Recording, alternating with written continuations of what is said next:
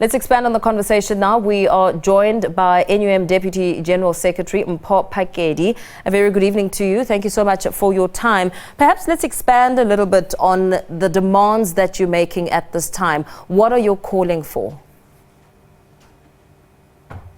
Thank you very much, and thank you for inviting us, Mpho.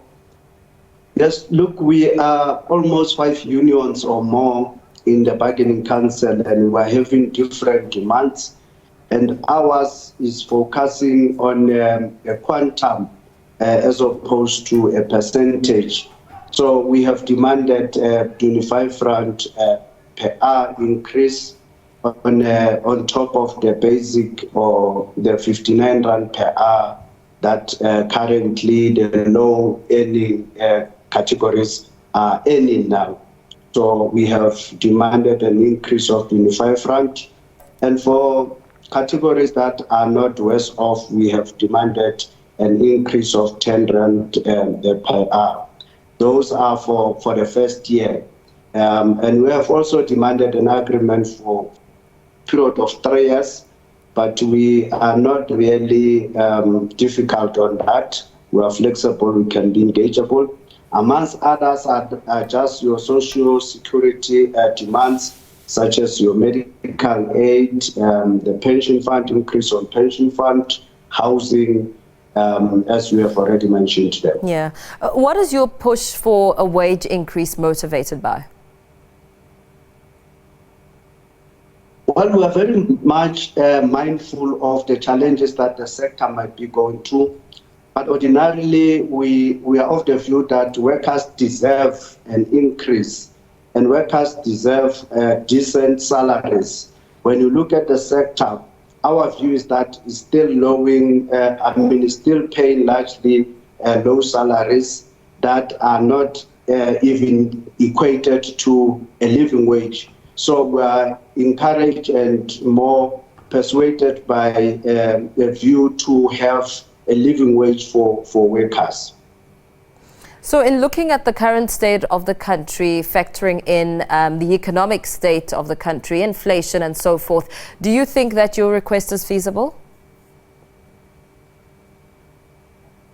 Well, as I've indicated earlier on, indeed, we are quite mindful of the current state of the economy. Yeah. But we think that workers equally deserve decent salaries.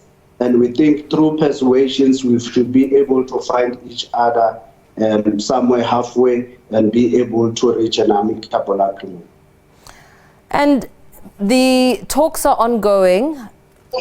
How are you gauging the response and the reaction to these demands as the talks are ongoing and will resume even tomorrow? Well, I must be honest with you. We have been having side talks, if you like, your bilaterals, within an attempt to try and see whether we cannot find each other on certain demands.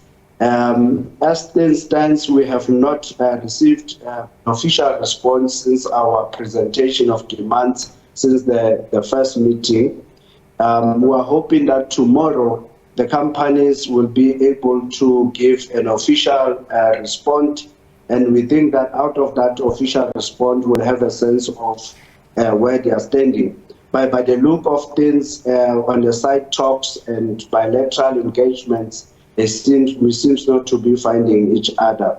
We are of the view that an official response is necessary so that we'll be able to clearly consider what they can offer and what they cannot offer. And of course, for us also to have an opportunity to engage with our members with a view of seeking a mandate. What would happen in the instance that, perhaps the direction that you think this conversation is going is perhaps not even close to meeting you halfway? What action will you take? And I ask you this question because we cannot forget the impact of the 2021 strike action. The industry lost 500 million rand in revenue. Yeah, of course, we cannot conclude now, or we cannot predict as to what will this lead us to. But we consider ourselves as a quite reasonable union, a union that is quite sensitive to issues that will affect the economy of the country, and certainly that will make workers worse off. We could not really, in the process, will not allow a situation where we find ourselves putting workers in a worse off situation. But of course, we are taking mandate from members. They will always guide us. And we will have few options. And we think that it's still too early to predict or think about things that will happen later. But we think if parties are serious about engagement, we should find each other. Yeah. Talk to us a little bit, Mpho, before we let you go, about the impact of an increase and the current state of living for some of the workers. I mean, you speak about how they are some of the lowest paid and they haven't received an increase, but the impact on their day-to-day lives. Yeah, of course, as we're presenting our demand and motivating them in a bargaining council to employers, there are so many factors that are affecting negatively our members. Cost of living is quite high, especially for a person who is earning a salary at the rate of 50 rand per hour. Cost of buying a bread, cost of buying milk is quite heavy on every family. Petrol is increasing every day.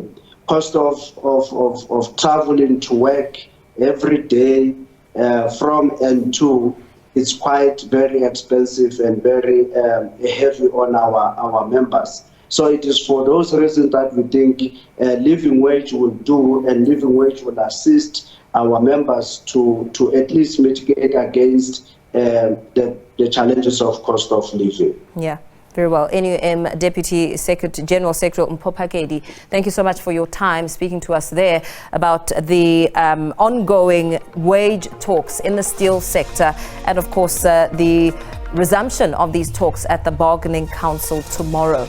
A story, of course, that we will continue to track.